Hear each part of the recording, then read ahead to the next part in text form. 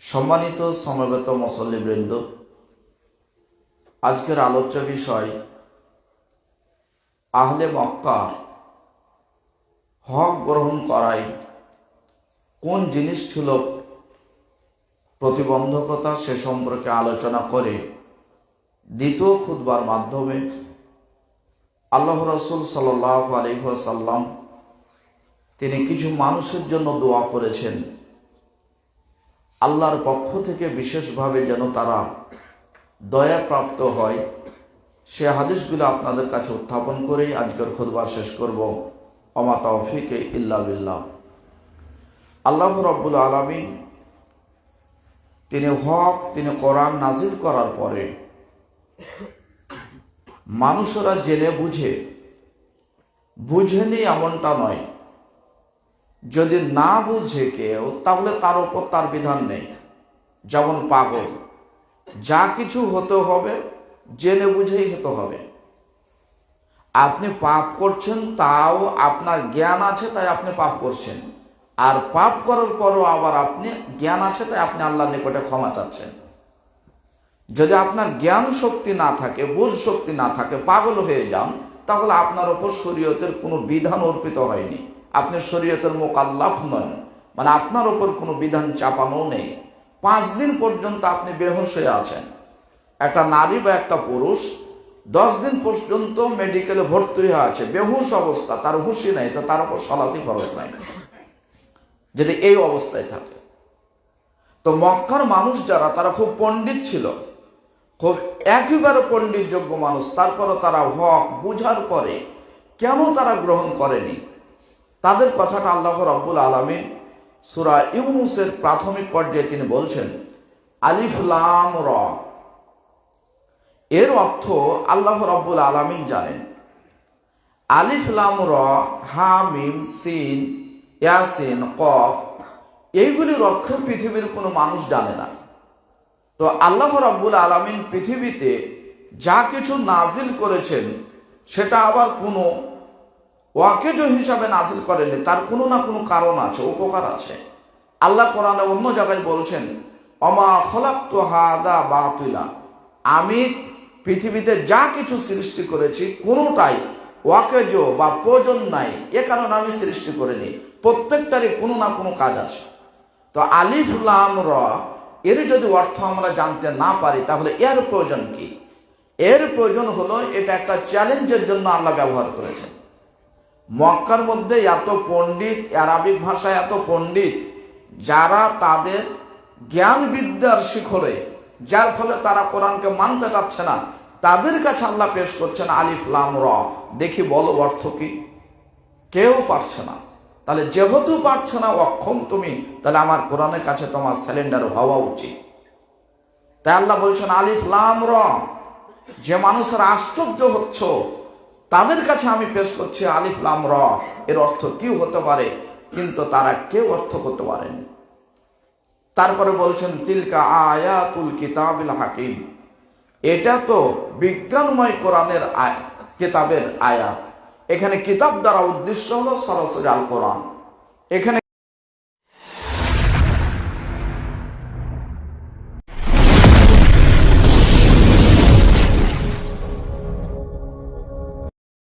কিতাব দ্বারা উদ্দেশ্য অতীতের কোনো কিতাব নয়, বরং এই কিতাব দ্বারা, আয়াতে উল্লিখিত কিতাব দ্বারা উদ্দেশ্য হলো আল কোরআন। ইমাম বাগাবী রহিমাহুল্লাহ তাফসিরে বাগাবীতে তিনি স্পষ্টভাবে তিনি নিয়ে এসেছেন যে আল কিতাব অর্থাৎ আল কোরআন, এখানে কিতাব দ্বারা উদ্দেশ্য হলো আল কোরআন। তারপরে তিনি বলছেন হাকিম, এই কোরআনটা হলো হাকিম। হাকিমের 4টা অর্থ নিয়েছে, তার মধ্যে একটা অর্থ আপনাদের সামনে বলবো, সেটা হলো হাকিমের অর্থ নিয়েছে হাকিম, বিচারক, ফায়সালাকারী। তার মানে কোরআন ফায়সালা করবে। আল্লাহ অন্য জায়গায় বলছেন, আমি এমন একটি কিতাব নাজিল করেছি, কোরআন নাজিল করেছি, লিয়াহকুমা বাইনান নাস, যাতে করে কোরআন মানুষের মধ্যে ফায়সালা করে। তাহলে কোরআনই হলো মূলত হাকিম। তাহলে কোরআন যদি হাকিম হয়, তাহলে বাংলাদেশের যেগুলো হাকিম, তাদের অবস্থান কোথায়? আল্লাহ স্পষ্টভাবে বলছেন, আমি কোরআন নাজিল করেছি লিয়াহকুমা বাইনান নাস, যাতে করে এই কোরআন মানুষের মধ্যে সিদ্ধান্ত দেয়, ফাইসালা করে দেয়। ইয়াহকুমার মধ্যে যেটা ফাইল আছে, এই ফাইলটা হলো সরাসরি বোঝাচ্ছে কোরআনকে। তাহলে কোরআনই হলো ফাইসালাকারী, যার অ্যারাবিক শব্দ হলো হাকিম। এটাও যদি আপনি তাফসিরে বাগাবিতে দেখেন তো দেখবেন লিখেছে হাকিম বামানা হাকিম। কোরআন এটা হাকিমের জায়গাতে, কোরআনই মানুষের ফয়সালা করে দিবে। তাহলে বাংলাদেশ সহ পৃথিবীতে মুসলমানের যতগুলি হাকিম আছে, বিচারক আছে, এই বিচারকগুলি মূল বিচারক নয়, মূল বিচারক হলো কোরআন। আর তারা এই কোরআনের আইনগুলিকে মানুষকে শোনাবে। যেমন বাংলাদেশ সরকার এক জায়গায় বসে থাকে, আর বাংলাদেশের চেয়ারম্যান চৌকিদাররা তাদের নিয়ম পাড়ায় নিয়ে যাচ্ছে আর বলছে এটা করতে হবে, ওটা করতে হবে, জন্ম নিবন্ধন করতে হবে, এই কাজ করতে হবে, ওই কাজ করতে হবে, যেভাবে বলছে। তো বাংলাদেশের যারা কোর্টে বসে আছে, যারা বড় বড় যোগ্য হাকিম, যাদের কাছে পৃথিবীর সকল শক্তি নিস্তব্ধ, বাংলাদেশের সকল বিদ্যা যাদের কাছে নিস্তব্ধ আছে, যারা আমেরিকা লন্ডন বিদেশে পাশ করে হাকিমের চেয়ারে বসে আছে, তারা যে হাকিম ওকালতি করছে, তাদের ওকালতি কতটুকু বিশুদ্ধ আপনাদের বিবেচনা। তবে কোরআন বলছে যে হাকিম হলো কোরআন, এর ওপরে কেউ হাকিম নাই। তাহলে আমি আমার জায়গা থেকে, আপনি কি বুঝছেন আপনার বিষয়, তবে আমি যতটুকু বুঝি যে পৃথিবীতে যত হাকিমি করছে, যদি হাকিমের লগুলি যদি কোরআনের ল যদি না হয়, তাদের পরিপূর্ণ বিদ্যায় ভুল আছে, এই বিদ্যাই ঠিক নয়। এই জন্য বিচারে ভুল, অবস্থানে ভুল, দেশের শান্তিতে ভুল, সব জায়গায় অরাজকতা হয়ে আছে। কারণ হাকিম দাবি করেছে, কিন্তু সেই তো হাকিম নাই, হাকিম তো আপনার বাড়িতে আছে, অত কার্যকারিতা নাই। আল্লাহ তাআলা বলছেন লিয়াহকুমা বাইনান নাস, আমি কোরআন নাজিল করেছি, কোরআন মানুষের মধ্যে ফয়সালা করে দিবে। কিসের? যত সমস্যা আসবে তার সমাধান করে দিবে। আপনার মনে যেটা সব থেকে কঠিন প্রশ্ন হয়, সে প্রশ্নের খুব সুন্দর সমাধান আছে। আপনারা অনেক সময় আমাকে অনেক ধরনের প্রশ্ন করেন, কিন্তু সব প্রশ্নের উত্তর যে দেওয়া যায় না। সব প্রশ্নের উত্তর দিতে গেলে পরিবেশ একবারে গোলমাল হয়ে যাবে। এই জন্য কিছু প্রশ্ন শোনার পরও ধরে রাখা লাগে। এক সময় যখন আপনারা ঘোড়া খেলেন, তখন কত যে প্রশ্ন করতে করতে এমন এক পর্যায়ে হলেন যে আমাকেই ভাবলেন যে ঘোড়া মনে হয় না যায়, তাছাড়া ইমাম মুখ কেন খুলে না, তিনি কথা কেন বলছে না। যখন দেখলাম যে আমি মধ্যখানে দাঁড়িয়ে গেলাম, তখন ওই খুতবাই তখন দিলাম যে ঘোড়া খাওয়া যায়। তখন আবার কেউ ভাবলেন যে তাহলে কি উনি ওই দলের, উনি কি এই দলের। ওয়াল্লাহি যতদিন পর্যন্ত জীবনে বেঁচে থাকবো আমি কোনো দলের নয়। আমাকে কাউকে স্যালেন্ডার হয়ে কোনো দলে ঢুকে খুতবা দিতে হবে আর দেশে চলতে হবে, এই নীতি নয় আমার। আর আমি আপনাকে হাজার দিন বলেছি যে ইসলাম কোনো সময় কোনো দলের সাথে আপোষ করে টিকবে না। সে সরকারি দল হোক, বিরোধী দল হোক, পৃথিবীর সকল মানুষকে ইসলামের সাথে আপোষ করে চলতে হবে। ইসলাম কোনোদিন আপোষ করবে না। আমি আপনাকে সব কথা যদি এখানে খুলি, তাহলে সবকিছু ভেঙে চৌচির হয়ে যাবে। তাই আপনার সব প্রশ্ন জবাব দিতে পারি না, দেওয়া যায় না। অনেক সময় ধমক দিয়ে থেয়ে দিই। ধমক দেওয়াও আল্লাহ রসুলের নীতি। আল্লাহ রসুলকে প্রশ্ন করলে অনেক সময় বলতেন যে এটা করতে হবে, ওটা করতে হবে। আবার কোন সময় বলতেন, যখন প্রশ্ন করতেন তখন আল্লাহ রসুল এই চুপ, তারপরে ওটাই উত্তর। রসুলের মুখ থেকে যেটা খ্যাখর বের হয়েছে ওটাই তার জন্য উত্তর। আপনি তাফসীর খুলে দেখবেন, ওটাই সে জায়গার উত্তর। তাই এই জন্য কথা প্রশ্ন খুব বিবেচনা করে করতে হবে। আপনার ব্যক্তিগত কাজ আপনি আমার উপর চাপিয়ে দিবেন না। আপনি একটা প্রশ্ন করছেন, প্রশ্ন সাবলীল ভাষায় হতে হবে। আপনি জিজ্ঞাসাকারী, আমি উত্তরদাতা, এটাই থাকবে। আপনার ব্যক্তিগত কাজ আবার আপনি আমাকে চাপিয়ে যদি দেন যে যদি এটা নাই হয় তাহলে আমি যাবো কোথায়, তো ওটা আপনার বাপ বুঝবে, আমি নয়। যদি ওটা ঠিক না হয় তাহলে ওটা কে বুঝবো, ওটার জন্য আমি দায়ী নয়, ওটার জন্য আপনি দায়ী, আপনার বাপ দায়ী, আপনার মা দায়ী।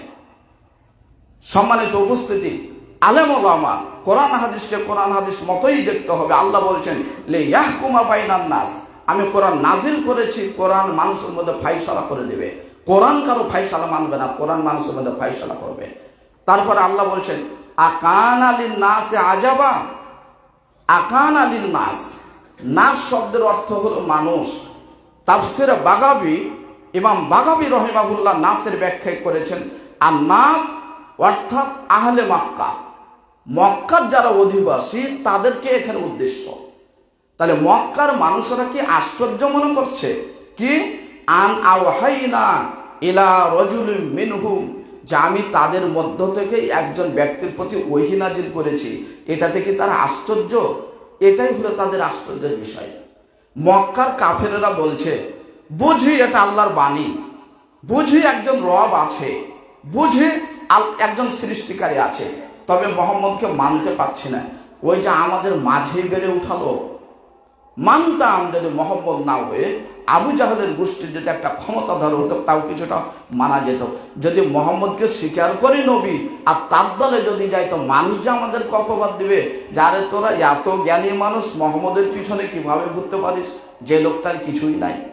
তাই আল্লাহ বলছেন, আমি সরাসরি অনুবাদ করছি, তাই আল্লাহ বলছেন আকান আলিন নাসে আজাবা, মক্কার মানুষেরা কি আশ্চর্য হয়েছে এতে, জানা ওয়াহাইনা ইলা রাজুলিন মিনহুম, আমি তাদের মধ্য থেকে একজন ব্যক্তিকে ওহী দিয়েছি, ওহী তার উপর পাঠিয়েছি, এটাই কি তাদের আশ্চর্য বিষয়? হক মক্কার মানুষ গ্রহণ করার পিছনে যতগুলা কারণ ছিল তার মধ্যে একটা মৌলিক কারণ তাদের ছিল যে তাদের মধ্য থেকে কেন মানুষ কেন আসলো। তাই এই আয়াতের ব্যাখ্যা অন্য জায়গায় পাচ্ছে, মক্কার মানুষেরা বলছেন বাশারুই ইয়াহদুনানা, মানুষই কি আমাদেরকে হেদায়েত করবে, পথ দেখাবে, এটা কেমন কথা? মানুষ কেন আমাদের জন্য, হয় ফেরেশতা আসবে অথবা জিন আসবে, আমাদের মধ্য থেকে মানুষ কেন হেদায়েত দেবে? তাই বলছেন বাশারুই ইয়াহদুনানা, মানুষেরাই কি আমাদেরকে হেদায়েত দেবে? এটা হতে পারে না, মানতে পারবো না। শুধু মোহাম্মদের সমান নয়, অতীত যুগে যদি যান তো দেখবেন সলে এবং হুদ আলাইহিস সালাতু ওয়াস সালাম যখন দাওয়াত দিলেন তারাও দাওয়াত মানছে না। তখন সলে এবং হুদ বলছেন, তোমরা কি আশ্চর্য হচ্ছ যে আমরা দুইজন তোমাদের মধ্য থেকেই মানুষ, এটাই কি তোমাদের আশ্চর্যের বিষয়? তখন তারা বলছে, হ্যাঁ হ্যাঁ, এর কারণে তোমার দাওয়াত গ্রহণ করছি না। যদি আমাদেরকে দাওয়াত দিতে আসে তাহলে ফেরেশতাকে আসতে হবে, অথচ ফেরেশতা আসলে আপনার কোনো দিক বুঝতে পারবে না, ওই তো আলাদা জাতি, ওনার কাজই আলাদা। অথচ মানুষ উল্টা বলে। তাহলে আহলে মক্কার মানুষরা, কাফেররা, মুশরিকরা হক গ্রহণ করতে পারেনি, তার একটা কারণ ছিল যে তাদের মধ্য থেকেই কেন মানুষের উপর ওইটি আসলো, হতে পারে ফেরেশতা হবে অথবা জিন হবে বা আর কেউ হবে। আজও পৃথিবীতে আপনার গ্রামে মানতে পারছে না আপনাকে, কেন মানতে পারছে না?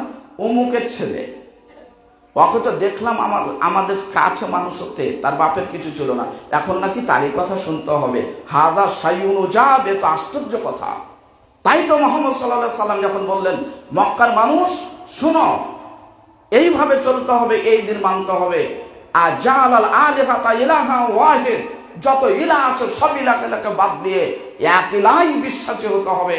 সারা জীবন দল করে অভ্যাস, চেয়ারম্যানকে সালাম দিয়ে অভ্যাস, সেক্রেটারিকে সালাম দেওয়া অভ্যাস, ক্যাশিয়ারকে সালাম দেওয়া অভ্যাস, মানুষের সারা জীবন পূজা করে অভ্যাস। যখন আপনি ইসলামের পথে এসেছেন 60 বছরের মধ্যে 55 বছর ইসলামের বিপক্ষে থেকে মানুষের পূজা করে জীবন কাটিয়েছেন, শেষের 5 বছর যখন ইসলামে এসেছেন তখন কিভাবে এক আল্লাহকে স্বীকার করতে পারেন? তাই আপনার পায়ে তারা শেষ থাকে না, পণ্ডিতের শেষ থাকে না। তাই আল্লাহ নবী বলছেন আজালাল আলিহাতা ইলাহান ওয়াহিদা, সারা জীবন যত ইলাহগুলিকে ইলাহ মেনেছ সব ইলাহকে বাতিল ঘোষণা করে বলতে হবে একটা ইলাহ আছে। তখন মক্কার মানুষেরা বলছেন হাজা শাইউন উজাব, এটা তো আশ্চর্য কথা, রব মানবো তবে ইলাহ মানতে পারবো না। রব সবাই মেনেছে কিন্তু ইলাহ একটা মানতে পারেনি। কিয়ামতের দিন আল্লাহই ফায়সালা হবে বাংলাদেশের কত পার্সেন্ট মানুষ মুসলমান আর কত পার্সেন্ট মানুষ অমুসলিম, যদিও মুসলমানের বেশে চলছে। আমি যে কথা বুঝাতে চাচ্ছি যে হক প্রতিবন্ধকতা কিসের? 1 নম্বর মক্কার মানুষের হক প্রতিবন্ধকতা ছিল, বাধা ছিল, তাদের মধ্য থেকে একজন ব্যক্তি তাদের কাছে প্রেরিত হয়েছে, এটাই ছিল তাদের 1 নম্বর বাধা। বাংলাদেশের এর প্রভাব অনেক বেশি। উদাহরণ দিই, আমার পর্ষণাওগাতে যদি যান তাও দেখতে পাবেন যে যিনি গ্রামের আলেম, যিনি সব সময় আপনার জানাজাতে উপস্থিত হয়, তার কোনো হিসাব নাই। যখন ইন্ডিয়ার আলেম আসলো তখন মনে হচ্ছে ওকে আর মাটিতে পা দিয়ে হাঁটতে দিবে না, মনে হচ্ছে মাথায় তুলে হাঁটবে। তো এটা আবার কেমন সম্মান হলো? সম্মান করে সকলকে যে যে সম্মান পাওয়ার যোগ্য তাকে সে সম্মান করতে হবে। তাই আবু হুরায়রা রাদিয়াল্লাহু তাআলা আনহু বলছেন আল্লাহ রাসূল আছেন আর ওই জায়গাতে আরেকজন সাহাবী আছেন, তখন ওই ব্যক্তি বলছেন অমুক ব্যক্তি এত সুন্দর, অমুক ব্যক্তি এত ভালো। তখন আল্লাহ নবী বলছেন তুমি তো তাকে জবাই করে দিলে, তুমি তো তাকে পঙ্গু করে দিলে, তুমি তো তার মেরুদণ্ড ভেঙে ফেললে। তার মানে অতিরিক্ত প্রশংসা করা হবে না। অতিরিক্ত প্রশংসা করলে সে লোকটা একসময় বিপদে পড়বে। যে যতটুকু জানে না তাকে যখন জানা মনে করলেন তখন মানুষ তাকে অতটুকু জানা মনে করে যখন তাকে কোনো ফতোয়া জিজ্ঞাসা করবে, সে যখন পারবে না তখন সে বেইজ্জত হয়ে যাবে। এই জন্য যে যতটুকু প্রশংসা পাওয়ার যোগ্য তাকে ততটুকুই প্রশংসা করতে হবে সিস্টেম অনুযায়ী। আমি আপনাকে বোঝাতে চাচ্ছিলাম, মক্কার মানুষেরা হক গ্রহণ করতে পারেনি, তাদের একটা কারণ ছিল, তাদের মধ্য থেকে মানুষ কেন তাদেরকে হেদায়েত করবে, হেদায়েতের বাণী শোনাবে, হয় মানুষ ফেরেশতা আসবে অথবা জিন আসবে। দ্বিতীয় নম্বর তাদের কারণ ছিল সামাজিক অবস্থা, সমাজে মানুষ কি বলবে, এ কারণে তারা হক গ্রহণ করতে পারেনি। একাধিক সাহাবী হাদিস থেকে পাওয়া যায় যে 3 জন 4 জন একসাথে এসেছে, 2 জন ইসলাম কবুল করেছে, 1 জন কবুল করেছে, 3 জন ফিরে গেছে, বলছে এটা যদি গ্রহণ করি তো জনগণ কি বলবে, সমাজ কি বলবে। তাহলে সমাজটাও ছিল ইসলামের জন্য একটা প্রতিবন্ধকতা। আরেকটা ছিল রাজনীতি, সে সময়কার রাজনীতি, এই রাজনীতিটাও ছিল এই ইসলাম হক গ্রহণ করার একটা প্রতিবন্ধকতা, যার ফলে ইমাম মালিক রহিমাহুল্লাহ ফতোয়া, সঠিক ফতোয়া দেওয়ার পরেও তাকে ঘোড়ার পিছনে বেঁধে তাড়িয়ে মুখগুলিকে খণ্ড বিখণ্ড করে রক্ত বের করে একবারে ছড়িয়ে ছিটিয়ে এটা ওটা করে দিল। যে সময় একাধিক আলেমরা বলেছিল ওই ফতোয়া যে যদি স্ত্রী সুন্দরী হয় আর কেউ যদি ধরে বলে যে তোর স্ত্রীকে তালাক দে না, নচেৎ তোকে জবা করে দিব, তখন বলেছিল যে তালাক দিয়ে যদি দেয় তাহলে সে তালাক হয়ে যাবে। সব আলেম বললেও ইমাম মালিক বলেননি। তবে মানুষের একটা বিশ্বাস ছিল যে ওই 1000 আলেম যদি এক কথা বলে তবে ইমাম মালিক কি বলে দেখা যায়। ইমাম মালিক কিন্তু কাউকে ভয় করে না, ইমাম মালিক কিন্তু পৃথিবী দেখে না। ইমাম মালিক যে তার অবস্থানে কথা বলেন। যদিও এখন 50-60 জন আলেম বলছে তালাক হয়ে যাবে, ইমাম মালিক কি বলে দেখা যাক। তখন ইমাম মালিককে যখন জিজ্ঞাসা করা হলো, ইমাম মালিক বললেন না, কোশ্চেন কালেও তালাক হবে না। একজন যুবককে ধরে বলছে তোমার বউ সুন্দরী, বউকে তালাক দাও, আমি বিবাহ করবে, এটা কখনো তালাক হবে না। তখন ইমাম মালিককে যা করার তাই করলো। ইমাম আহমদ বিন হাম্বল এই দেশ নয়, এই রাজনীতিটাই ছিল, এই গোষ্ঠীটাই ছিল ইসলামের একটা প্রতিবন্ধকতা। ইমাম আহমদ বিন হাম্বলের সময়ে যখন পুরো পৃথিবীর মানুষগুলি জেনারেল আরবিক সবাই মিলে যখন একজোট বেঁধে বলল কোরআন হলো মাখলুক, কোরআন হলো সৃষ্টি, সব একদিকে, আর শেষমাকার বাদশা বলছে আলহামদুলিল্লাহ, সকল আলেম বলে দিয়েছে যে কোরআন মাখলুক, এখন আমার যা ইচ্ছা তাই করব। স্বাভাবিক অর্থে বুঝেন মাখলুক মানে সৃষ্টি, যার হায়াত আছে তার মরণ আছে। আপনি মাখলুক যদি হন তাহলে আপনি অল্পতে কিছুদিন পর মারা যাবেন। একটা পোকা মাখলুক, মারা যাবে। আপনার যে মৃত্যু, এই মৃত্যুটাও মাখলুক, ওই একদিন মারা যাবে। তার মানে এখান থেকে বহু কথা আছে। সব একদিকে হলো ইমাম আহমদ বিন হাম্বলকে বললেন যে তুমি কি বলো। যখন ইমাম আহমদ বিন হাম্বলকে নিয়ে আসা হয় বাদশাহীর কোর্টে, তখন খুব সুসম্মানে নিয়ে আসা হয়েছিল। দিয়ে বলল তুমি কি বলো। তখন তিনি বললেন না, কোরআন মাখলুক নয়, কোরআন হলো কালামুল্লাহ, আল্লাহর কালাম। তখন তাকে হেঁচড়িয়ে ছেঁচড়িয়ে তার বাসস্থানে ফিরিয়ে দেওয়া হলো এবং বলা হলো তুমি বুঝো তোমাকে এই মাসালায় ফিরে আসতে হবে। যাদের ঈমান একেবারে সত্য তারা পশ্চিমকালও পৃথিবী নিতে চায় না, পৃথিবী ছেড়ে দিতে হলেও যার ঈমানে বিশ্বাসী তার কাছে এসে চলে যাবে। ইমাম আহমদ বিন হাম্বল কিঞ্চিত পরিমাণে 19-20 হলেন না। পরবর্তীতে তাকে জেলখানাতে দেওয়া হলো, কত কষ্ট দেওয়া হলো। আমি আপনাকে বোঝাচ্ছি, এই বিবরণগুলিতে বোঝা যায় যে রাজনীতি বা দেশীয় শক্তিও মাঝে মধ্যে ইসলাম হক গ্রহণ করাতে প্রতিবন্ধকতা হয়ে দাঁড়ায়। সব সময় এমনটা না, তবে কিছু সময় হতে পারে। আর বাংলাদেশে তো বোঝানো লাগবে না, বাংলাদেশে তো চলছে, ভালোই চলছে। বাংলাদেশে ভালোই চলছে, কই কেউ তো বলছে না এত কিছু হলো দেশে, এত কিছু মার খেলো, গালি খেলো, টাকাটুকু এদিক ওদিক হলো, বাংলাদেশের রাস্তাঘাট ফকির হয়ে গেল, তো চলো যাই এবার যা কিছু হোক, কোরআন হাদিস দিয়ে দেশ চালায়, কই কেউ তো বলছে না। আরে যাকে ইসলামী দল বলছেন ওকে বাদ দেন। আপনি দল করছিলেন সরকারি বিরোধী দল, আপনি বলেন যে আজকে থেকে আমি কোরআন হাদিস দিয়ে দেশ চালাবো, আপনাকে দিয়ে দিচ্ছি।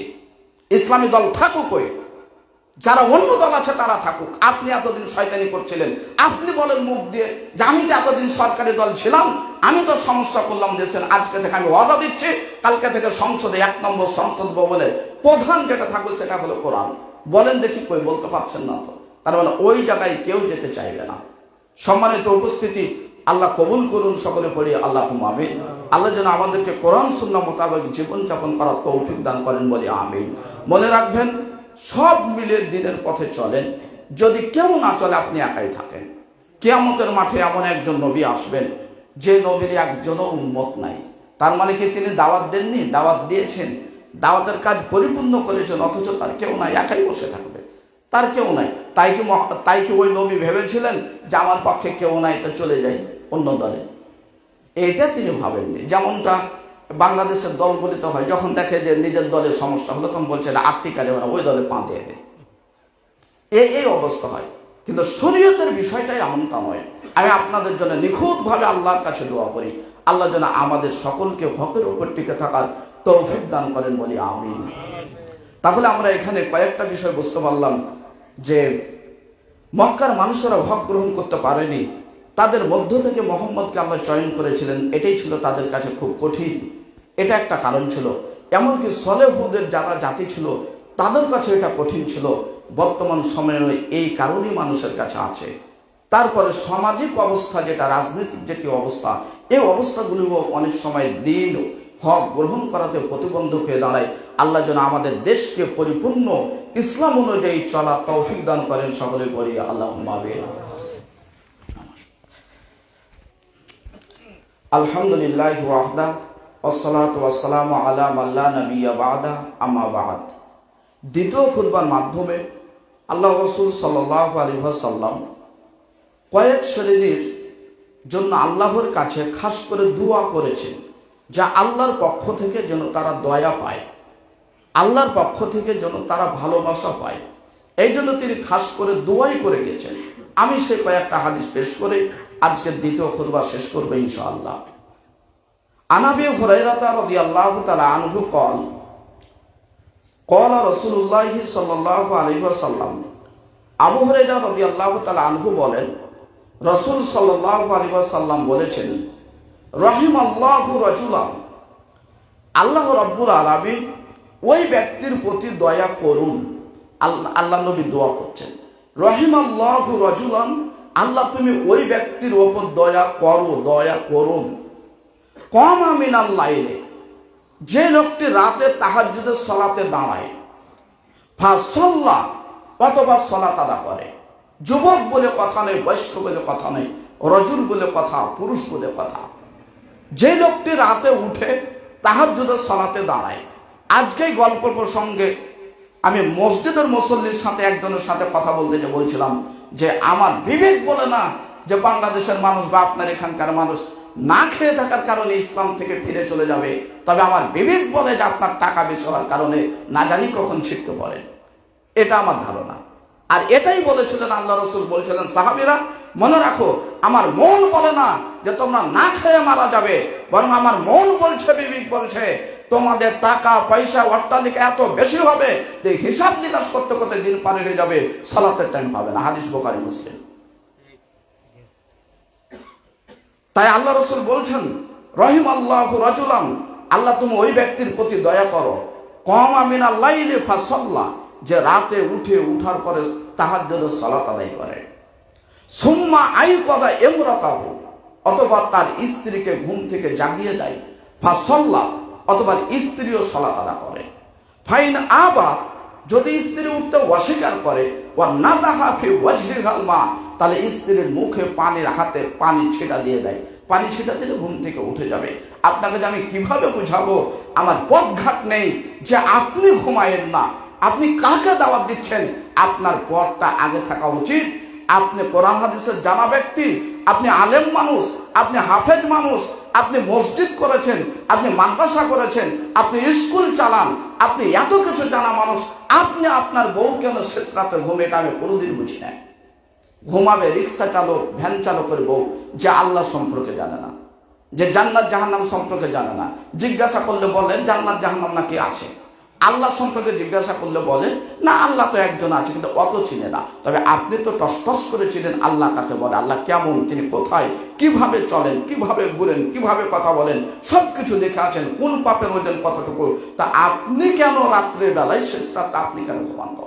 যদি মসজিদের কেউ আমার খুতবা শোনার পরে যদি রাতের শেষ ভাগে যদি মসজিদের কোনো মুসল্লি যদি না যাবে, কোনো আপত্তি নাই আমার পক্ষ থেকে, তবে মসজিদে যারা দায়িত্বশীল আছে, সভাপতি, সেক্রেটারি, মসজিদ ইমাম থেকে নিয়ে, তারা যদি মসজিদের সিদ্ধান্ত না যাবে, তাহলে এটার হিসাব মনে হয় কিয়ামতে তাকে দিতে হবে।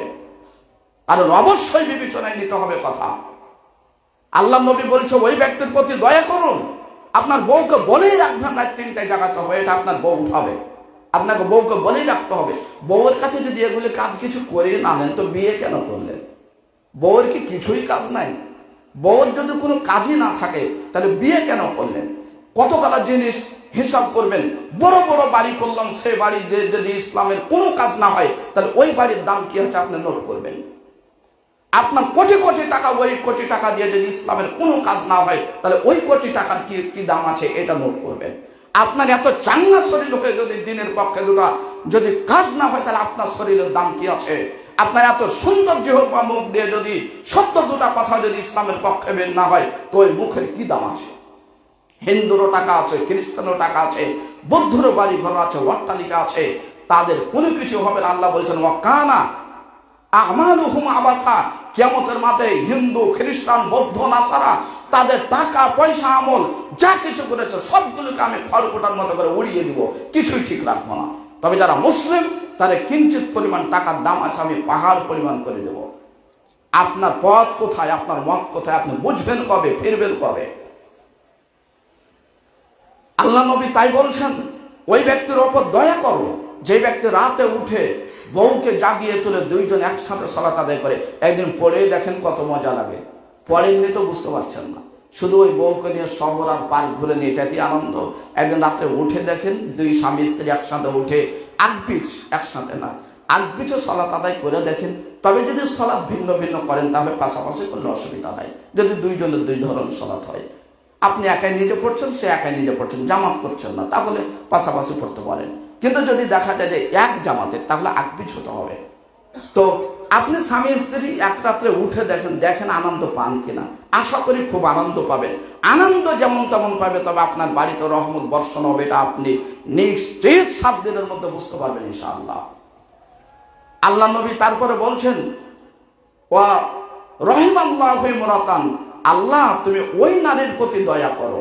এবার নারীর প্রতি বলছেন ওই নারীর প্রতি দয়া করো ফাকামাত মিনাল লাইল, যে রাতে উঠে ফাসাল্লাত অথবা তাহাজ্জুদের সালাত পড়ে।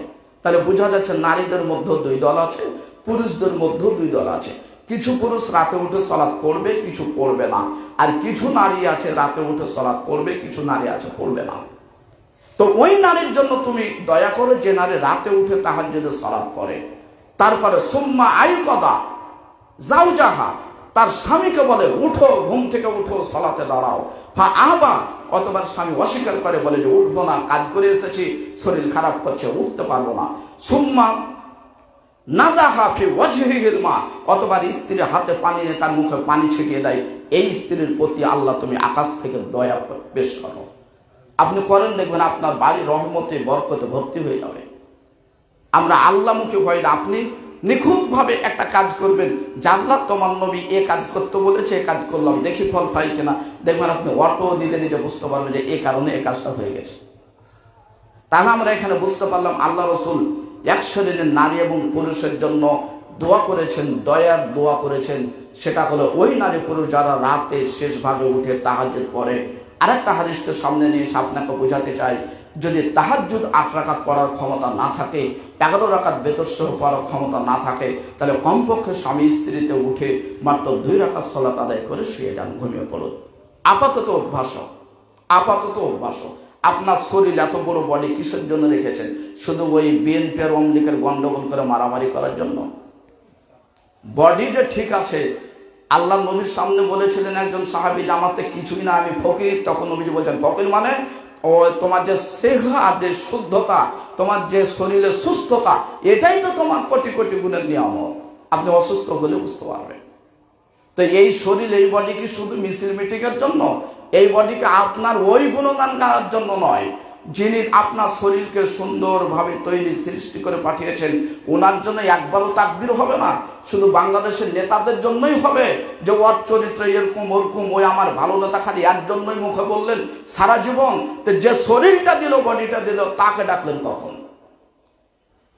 তাহলে আমরা আজকের খুতবায়, দ্বিতীয় খুতবায় বুঝতে পারলাম স্বামী স্ত্রীর শেষ রাত্রে অবশ্যই উঠে একসাথে সালাত আদায় করব। আল্লাহ যেন বিশেষভাবে আমাদের সকল নারী পুরুষ মুসল্লিদেরকে কবুল করেন, সকলে বলি আল্লাহুম্মা আমিন। স্বামী স্ত্রী ময়া মহব্বতে জীবন কাটানোর চেষ্টা করেন, আনন্দতে জীবন কাটানোর চেষ্টা করেন। বাইরের ফোন কমান, স্বামী স্ত্রীর সাথে কথা গল্প গুজব বেশি করেন এবং স্বামী স্ত্রীতে একসাথে ইবাদত করার চেষ্টা করেন। দেখবেন বাড়িটাতে টাকা কম থাকলেও শান্তি বিরাজ করবে ইনশাআল্লাহ। তাহলে আল্লাহর কাছে আবারও দোয়া করি, আল্লাহ তুমি আমাদেরকে, আমি সহ যারা এখানে আছি সকলকেই রাতে তোমার বিশেষভাবে ইবাদত করার তৌফিক দান করো, বলি আমিন। দ্বিতীয় নম্বর, আন জাবির রাদিয়াল্লাহু তাআলা আনহু কল, জাবির রাদিয়াল্লাহু তাআলা আনহু বলেন, রহিমাল্লাহু রাজুলান, আল্লাহ তুমি ওই ব্যক্তির প্রতি দয়া করো, সামহান ইদা বাআ, যখন ব্যক্তি ব্যবসা করে, মাল বিক্রি করে, তখন সে নম্র ভদ্র ভাষা দিয়ে মাল বিক্রি করে। এই লোকটার পরে তুমি সপ্ত আকাশ থেকে দয়া করো। এই দোয়া কে করছেন? মুহাম্মদ রাসূলুল্লাহ সাল্লাল্লাহু আলাইহি সাল্লাম।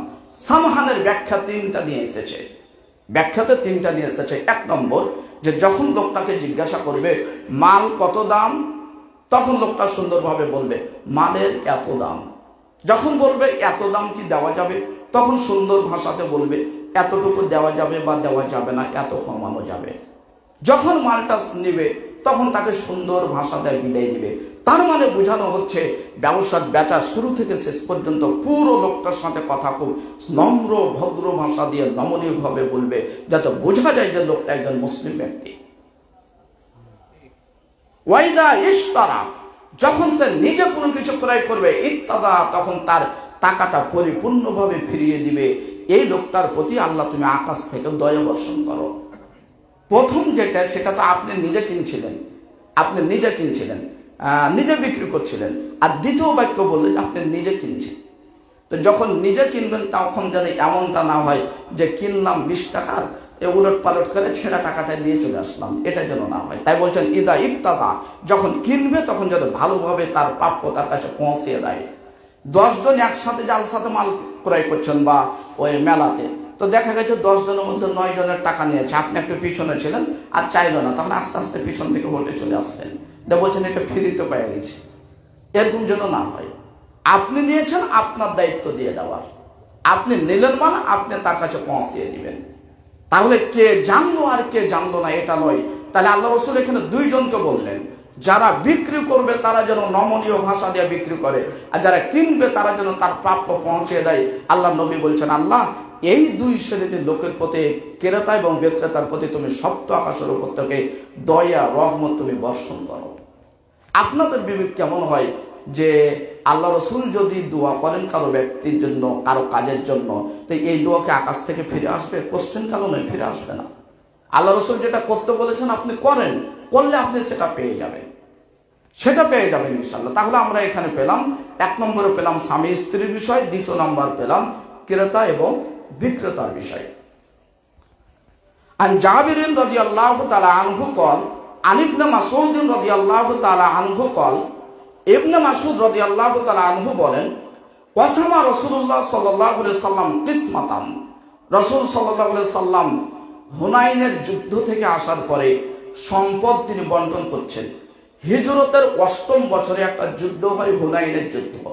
সেই যুদ্ধে কিছু টাকা পয়সা পাওয়া যায়। এই টাকা পয়সা যা মুঠ পাওয়া গেছিল, আল্লাহ নবী সাহাবীদেরকে বন্টন করে দিতেন। সাহাবী আল্লাহ রাসূলের চলা ফেরা, কথাবার্তা, দান ধ্যান সবকিছু ছিল এই পর্যায়ে যে কিভাবে একটা লোক ইসলামের দিকে ফিরে আসবে। কথা বললেও রাসূলের মন বলতো কথাটা বলছি, কথাটা শুনে যদি ইসলামের দিকে একজন ফিরে আসে।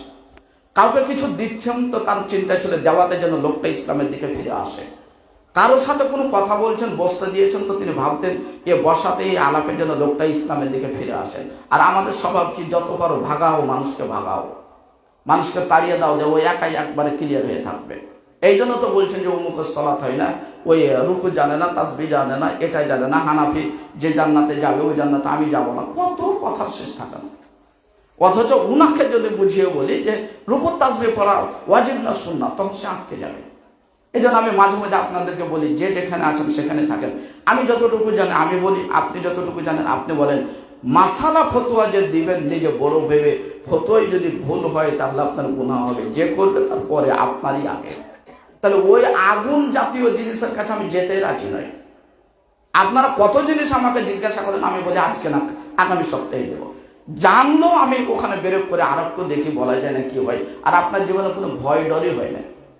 মানে কোরআন যে কি জিনিস, হাদিস যে কি জিনিস, একটু ভয় ডর হচ্ছে না। সম্মানিত উপস্থিতি, আল্লাহ রসুল তিনি সম্পদ বন্টন করলেও তিনি চাইতেন যে একে যদি 500 টাকা দিই আর একে যদি 600 টাকা দিই, তো 100 টাকা বেশি দিচ্ছে এ কারণে যে মুআল্লাফাতে কুলুব, তার ইসলামের দিকে যেন অন্তরটা ফিরে আসে। এরকম সময় বিভিন্ন সময় চিন্তা চেতনা ছিল, কিন্তু এটা আবার তার নিজের চিন্তা ছিল না। এই হুকুমটা আবার ছিল মিন আমরিল্লাহ, আল্লাহর পক্ষ থেকে। কিন্তু আল্লাহর পক্ষ থেকে যে এভাবে কম বেশ করে দেওয়ার হুকুম, এটা তো আর সাহাবীরা জানতেন না, লোকজন তো জানতেন না। আল্লাহ রসুল হুনাইনের সম্পদ তিনি বন্টন করছেন। বন্টন যখন করলেন, ব্যাখ্যাটা আগেই বলি, যখন বন্টন করেছেন তখন আকরা বিন হাবেস একজন ব্যক্তি সাহাবী, তাকে 100 মুদ দিয়েছেন, 100 মুদ। আর একজন ব্যক্তি উরাইনা সম্ভবত, তাকে দিয়েছেন 100, আর কিছুকে একটু কম দিয়েছে। তাহলে দুইজনকে 100 করে দিলেন, আর কাউকে একটু কম দিয়েছে। ওয়াল্লাহি, আরেকজন ব্যক্তি বলছেন ওয়াল্লাহি, আল্লাহর কসম করে বলছি, মা আরাদা মুহাম্মদ বিহাদা ওয়াজহাল্লাহ, মুহাম্মদ সাল্লাল্লাহু আলাইহি ওয়াসাল্লাম এই বন্টন দিয়ে আল্লাহর সন্তুষ্টি অর্জন করতে চাইনি, তার ইচ্ছা মতো সম্পদ বন্টন করে দিয়েছে। মন্তব্যটা কিন্তু খুবই খারাপ, খুবই খারাপ। যখন এই কথা বলেছেন তখন ইবনে মাসউদ বলছেন, তুমি যে কথা আমাকে বললে, এ কথা কিন্তু আমি মুহাম্মদকে বলে দেব, আল্লাহ নবীকে বলে দেব। এখান থেকে বোঝা যায় সব কথাই গীবত নয়। গীবত কাকে বলে তার একটা ব্যাখ্যা আছে। মানুষ মারা যাবে আর তাকে তার কথা পৌঁছাবেন না, এটা নয়। গীবতের আলাদা সংজ্ঞা আছে। জাতিকে, দেশকে উদ্ধার করার জন্য কিছু কথা নেতার কাছে বলা যায়। ইবনে মাসউদ বলছেন, আল্লাহ নবী বন্টন করলেন, তাকে 100 দিয়েছেন, তাকে 100 দিয়েছেন, তাকে কিছু কম দিয়েছেন, আর আপনি বলছেন মুহাম্মদ, আল্লাহর কসম করে বলছে মুহাম্মদ এর দ্বারা আল্লাহর সন্তুষ্টি পাবে না, সন্তুষ্টি অর্জন করেনি। এটা কেমন কথা? আমি কিন্তু এই খবর মুহাম্মদ সাল্লাল্লাহু আলাইহি ওয়াসাল্লামকে জানিয়ে দেব। এ কথা বলে ফাতাইতুহু, ইবনে মাসউদ বলছেন, আমি নবীজির নিকটে আসলাম, ফা আখবারতুহু, অথবা আমি নবীজিকে সব কথা খুলে খুলে বলে দিলাম। ইবনে মাসউদ, বিশিষ্ট সাহাবী আব্দুল্লাহ ইবনে মাসউদ, আল্লাহ নবীজিকে বলে দিলেন। যেমনই এর কথা বলা, ফাতা আম্মারা ওয়াজহুহু, আল্লাহ নবীজির পুরো চেহারাটা পরিবর্তন হলো। সাদা যদি হয় কালো হয়েছে, কালো যদি ছিল লাল হয়েছে, পুরো চেহারা পরিবর্তন হয়েছে। এ কথা শুনে রাসূলের গায়ে লেগে গেছে, তিনি সহ্যই করতে পারেননি। তাই ফাতা আম্মারা ওয়াজহুহু, আল্লাহ নবীর পুরো চেহারাটা পরিবর্তন হলো। আল্লাহ নবীর চেহারা পরিবর্তন হয়ে তিনি অন্য হাদিসে বলছেন, কে এমন ব্যক্তি আছে এই পৃথিবীতে, আমি যদি না ইনসাফ কায়েম না করি তাহলে সে ইনসাফ কায়েম করবে, এটা কে আছে? যে লোকটা এই কথা বলেছিল, কসম দিয়ে বলেছিল মুনাফিক। যদিও নবীজির সাথে চলতো, ফিরতো, ঘুরতো, ওই লোকটা ছিল মুনাফিক। মনে কষ্ট দিবেন না, আমি অনেক সময় কথা বললে আপনাকে লেগেও যায়, যেতেই পারে। আমার ঘোড়া খাওয়ার বক্তব্যের পরে যারা এখন পর্যন্ত মন্তব্য করেছেন যে ঘোড়া না খাওয়াই ভালো ছিল, তারা ইসলামের মধ্যে আছেন নাকি? বাংলাদেশের সর্বোচ্চ ফতোয়া বোর্ড যেখানে, সেখান থেকে ফতোয়া নিয়ে আসবেন, যেখানে মুহাম্মদ রাসূলুল্লাহ সাল্লাল্লাহু আলাইহি ওয়াসাল্লাম জায়েজ বলে ঘোষণা করেছেন। পৃথিবীর কোনো বাদশার ক্ষমতা নাই তাকে না জায়েজ ঘোষণা করা। বলতে পারে দেশের হিসাবে আমি এটা জমা করতে নিষেধ করছি, তবে হারাম নয়। বলতে পারে আমি দেশের খাতিরে এটা জমা করতে নিষেধ করছি, সরকারের প্রশাসনের কিছু নিয়ম আছে, বাবুল উমারা ওয়াল খুলাফা ওয়াল কুদা, বিচার কাজ কিভাবে চালাবে, আমির কিভাবে চালাবে, দল কিভাবে চালাতে হবে, তার হাদিসে অধ্যায় আছে। ওই অনুযায়ী একটা অধ্যায় পাবেন যে বাদশাহ হালাল জিনিসকে সাময়িকের জন্য নিষিদ্ধ ঘোষণা করতে পারে, তবে হারাম নয়। হারাম বলতে পারবে না। হালাল হারামের মালিক হলো ওই মক্কার মানুষ, যাকে উম্মে নবী বলা হয়। ওই ছাগল চড়িয়ে যিনি এসেছিলেন, বিশ্বনবী মুহাম্মদ রাসূলুল্লাহ সাল্লাল্লাহু আলাইহি ওয়াসাল্লাম। এই লোকটা আল্লাহ নবীর সাহাবীর সাথে বসে থাকতো, তার সাথে খেত, তার সাথে চলতো, যুদ্ধে অংশগ্রহণ করত। আল্লাহ রাসূলের ব্যাপারে একটু মন্তব্য করার জন্য আল্লাহ ঝাড়া জবাব, সে ছিল মুনাফিক, সে লিখিত চিহ্নিত মুনাফিক। আল্লাহ নবীজি তারপরে এখান থেকে তিনি বলছেন, রাহিমাল্লাহ হু মূসা, যে কথা বলার জন্য এসেছি। তৃতীয় নম্বর কাজ হলো, কাউকে যদি কেউ কষ্ট দেয় আর ওই কষ্টের ওপর যদি ধৈর্য ধারণ করে তাহলে তার উপর সপ্ত আকাশের ওপর থেকে আল্লাহর দয়া আসবে, এ কথা মুহাম্মদ সাল্লাল্লাহু আলাইহি ওয়াসাল্লাম বলেন। আমরা তিনটা পেলাম। এক নম্বর পেয়েছি স্বামী স্ত্রীর বিষয়, দ্বিতীয় নম্বর পেয়েছি ক্রেতা বিক্রেতার বিষয়, আর তৃতীয় নম্বর পাচ্ছি যদি কেউ কাউকে কষ্ট দেয় তাহলে কষ্টের পরে যদি সে ধৈর্য ধারণ করে থাকে তাহলে এর উপরও আকাশ থেকে আল্লাহর দয়া নাজিল হবে। আল্লাহ নবী কথা বলার পরে নবী আবার ফিরে গেলেন না ওই লোকের কাছে, সাহাবীর কাছে, যে তুমি বললে কেন, এ কথা বললেন না। আল্লাহ নবী বলছেন রহিম আল্লাহ মূসা, আল্লাহ তুমি মূসার প্রতি দয়া করো, রহম করো। কদ আযা আকসারা বিহাদা, মূসা আলাইহিস সালাতু ওয়াস সালামকে আমার থেকে লক্ষ লক্ষ কোটি কোটি গুণে তারা কষ্ট দিয়েছিল, তারপর মূসা আলাইহিস সালাতু ওয়াস সালাম ধৈর্যের পরিচয় দিয়ে তিনি অটুট অক্ষুণ্ণ ছিলেন। হাদিসটি শুনলেন, হাদিসটি 5টা মাসালা ইস্তেমবাত হয় শেষের হাদিসে। এক নম্বর হলো হিলমু রাসূলুল্লাহ সাল্লাল্লাহু আলাইহি সাল্লাম, রাসূল সাল্লাল্লাহু আলাইহি সাল্লামের সহানুভূতি। কোথায়? ওই যে আল্লাহ রাসূল তিনি কাউকে 100 দিলেন, কাউকে কম দিলেন, তিনি যেখানে যা প্রয়োজন মনে করেছেন সেখানে তাকে তা দিয়েছেন। এটাই ছিল রাসূল সাল্লাল্লাহু আলাইহি সাল্লামের সহানুভূতি। মিন আমরিল্লাহি তাবারাকা ওয়া তাআলা, আল্লাহর পক্ষ থেকে নির্দেশিত একটা বাণী। তাহলে হাদিস থেকে 1 নম্বর বোঝা গেল যে আল্লাহ রাসূল সহনশীল ছিলেন, শরীয়ত পালনের বিষয়ে তিনি সহনশীল, দয়া ময়া নিয়েই তিনি ছিলেন।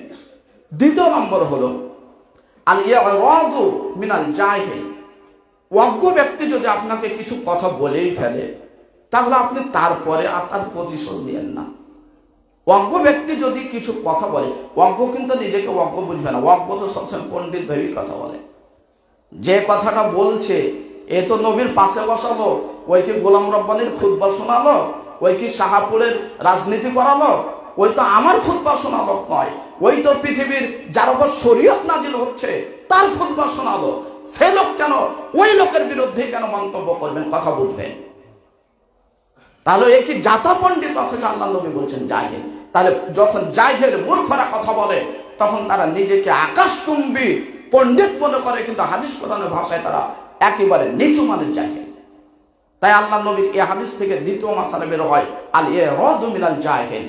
অজ্ঞ মানুষ যদি কিছু পণ্ডিতি করে বলে তার উপর আপনাকে ধৈর্য নিতে হবে, প্রতিশোধ নিতে হবে না।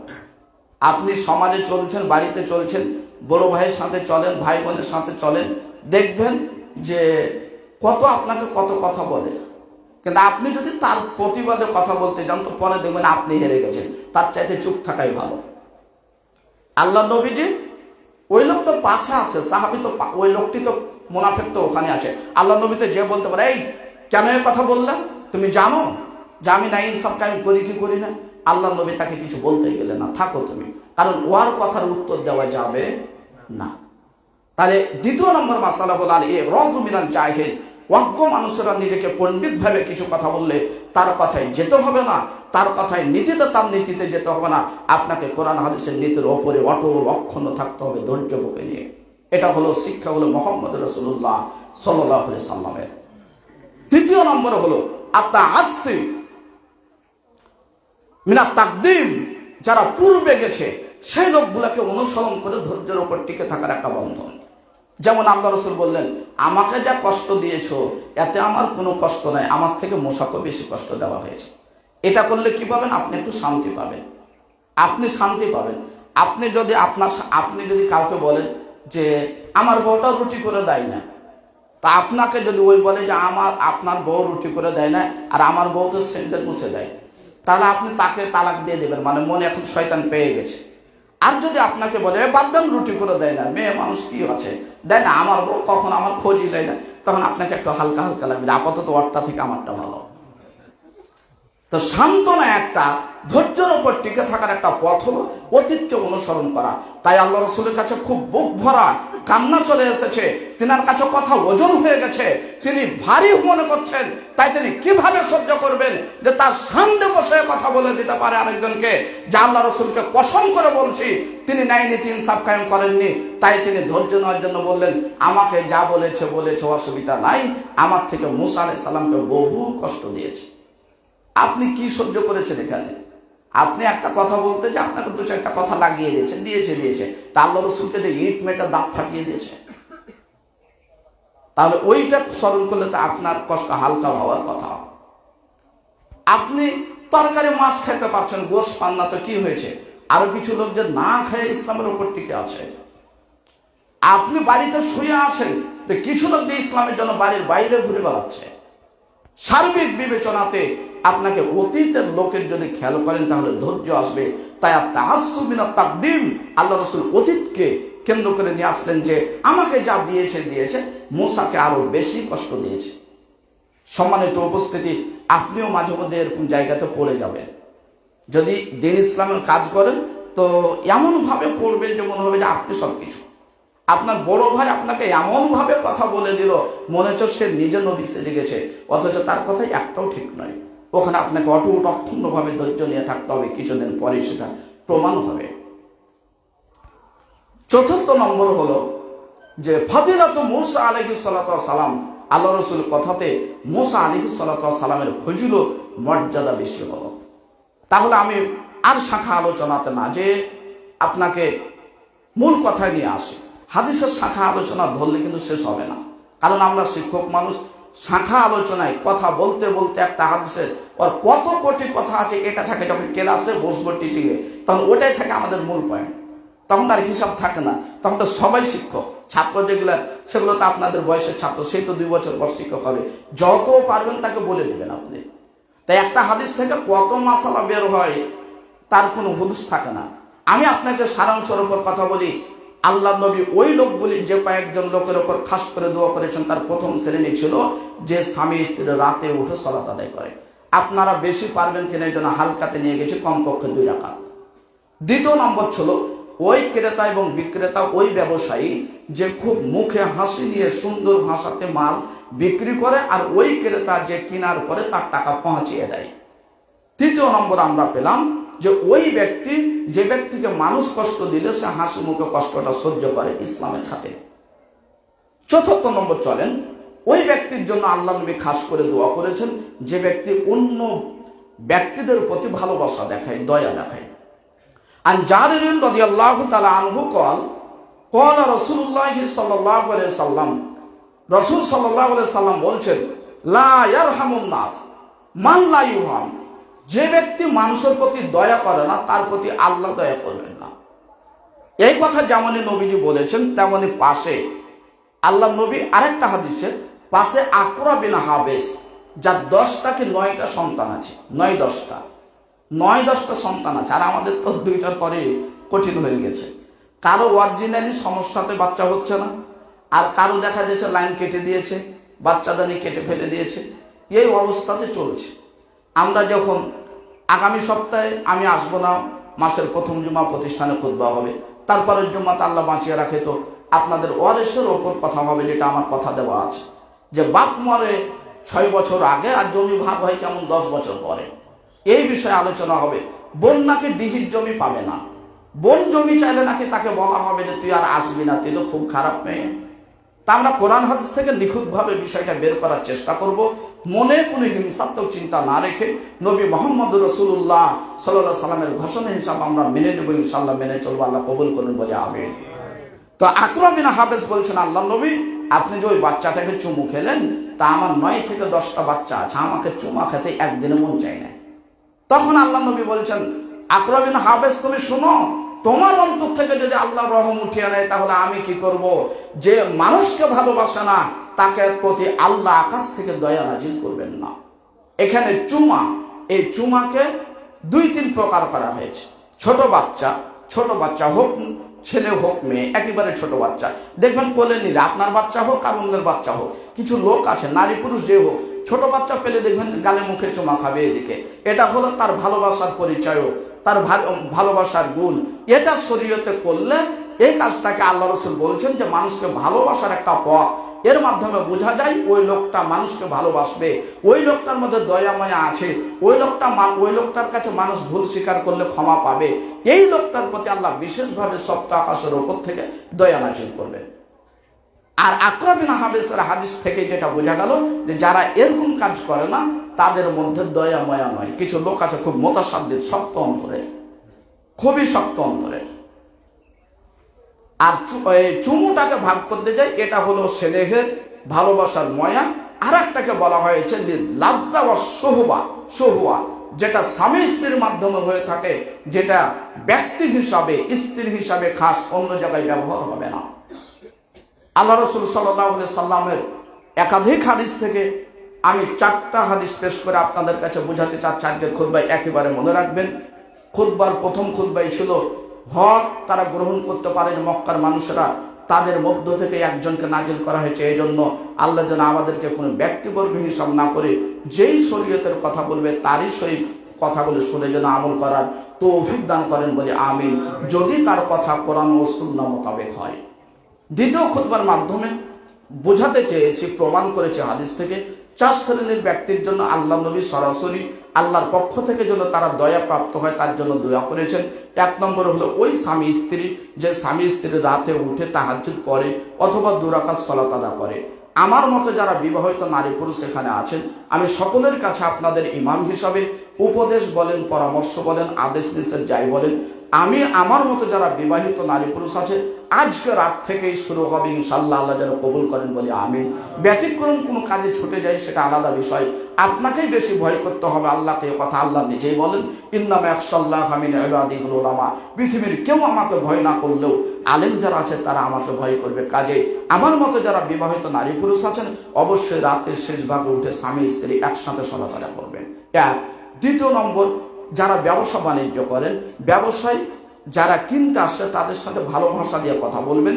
আর কোনো কিছু কোথায় কিনলে সে যদিও ভুলে যায়, বিক্রেতা ভুলে যায়, তবুও তার দাম আপনি নিজে পৌঁছাবেন। 3 নম্বর বললাম, কেউ যদি আপনাকে কোনো কষ্ট দেয় তাহলে আপনি ধৈর্যের সাথে থাকেন। আপনার এই ধৈর্য ধরার কারণে আল্লাহর পক্ষ থেকে বিশেষ দয়া আপনার উপর নাজিল হবে। তাই তো দেখা যায় কিছু লোককে খারাপ বলছিলেন, হঠাৎ কি যে হলো, কিছুদিন পর দেখা যায় যে সে এখন অনেক বড় হয়ে গেছে। গ্রামের একটা লোককে আপনি বলছেন এই তো একেবারে ছোট লোকের বেটা, ওর বেটাটাকে পড়াইতে দিয়েছে, স্বাভাবিক। শুনছেন কলমডাঙ্গায় পড়ছে, রাজশাহীতে পড়ছে, 5-7 বছর পর দেখছেন যে তার বাপ এখন রাজশাহীতে চলে, রাস্তাঘাটে শুধু চাঙ্গা হয়ে ঘোরাফেরা করে। বলছে কি না, তারে কি বলবে, ওর ছেলে এখন দাওরা পাস করে রাজশাহীতে চাকরি করে, 40,000 টাকা বেতন। এই যে দেখেন, যাকে খুব ছোট ভাবছিলেন, মাঝে মাঝে কটু কথা বলছিলেন, কোন দিক থেকে পার হয়ে গেছে। এটা পার বলতে আল্লাহর বিশেষ দয়া তার উপর নাজিল হয়েছে। তাহলে 3 নম্বর বুঝতে পারলাম, কেউ কারো প্রতি যদি অন্যায় করে ব্যক্তিগতভাবে, আর এই অন্যায়ের কারণে যদি সে ধৈর্য ধরে, তাহলে তার জন্য আল্লাহ রাসূল দয়ার দোয়া করেছেন। 4 নম্বর হলো, যারা মানুষকে ভালোবাসবে তাদের জন্য আল্লাহ রাসূল দোয়া করেছেন যে তাদের প্রতিও যেন আল্লাহ দয়া করে। আল্লাহ যেন আমাদেরকে বোঝার তৌফিক দান করেন, সকলে করি আল্লাহুম্মা আমিন।